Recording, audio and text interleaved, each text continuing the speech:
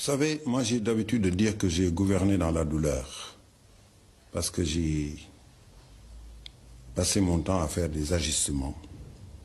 Nous avons subi les programmes d'ajustement structurel du Fonds monétaire de la Banque mondiale, qui ont été des catastrophes, qui nous ont conduits sous couvert de privatisation à des liquidations, à l'affaiblissement de l'action publique, à l'affaiblissement de la fonction publique, qui nous ont amenés à brader une bonne partie de la... qui nous ont amenés à brader certains avoirs nationaux.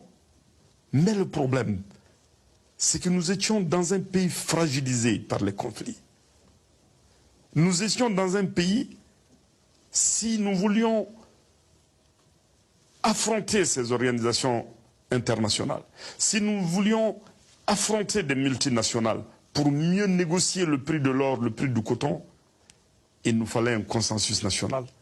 Nous avons vu, quand il y a eu des velléités, nous avons senti que cela pouvait conduire jusqu'à la limite, à la chute du régime.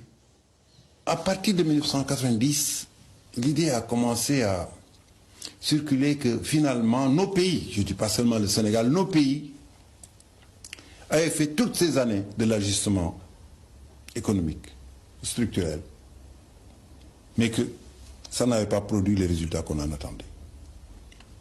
Et que donc il fallait maintenant passer à l'ajustement monétaire pour donner à nos économies la compétitivité. Le 12 janvier 1994 à 0 heure, le franc CFA qui valait 2 centimes n'en vaut plus qu'un seul. Une dévaluation de 50% qui touche les 14 pays de la zone franc. J'ai reçu un coup de téléphone de mon ami Michel Kandessu, directeur général du FMI. Ce coup de téléphone, je crois, a duré 2 heures de temps. On a commencé à parler sur un ton courtois, puis ensuite ça s'est durci. J'étais dans mes appartements du palais. Mon épouse qui allait et venait, à un certain moment, elle a senti que le ton se durcissait. Et s'est assise pour prier. J'ai dit, mon mari a des problèmes. C'est assise pour prier.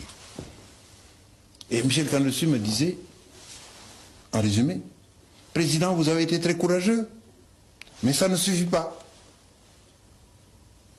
Il faut que tous ensemble, vous fassiez la dévaluation. Africa finds herself in a catch-22 situation, you see.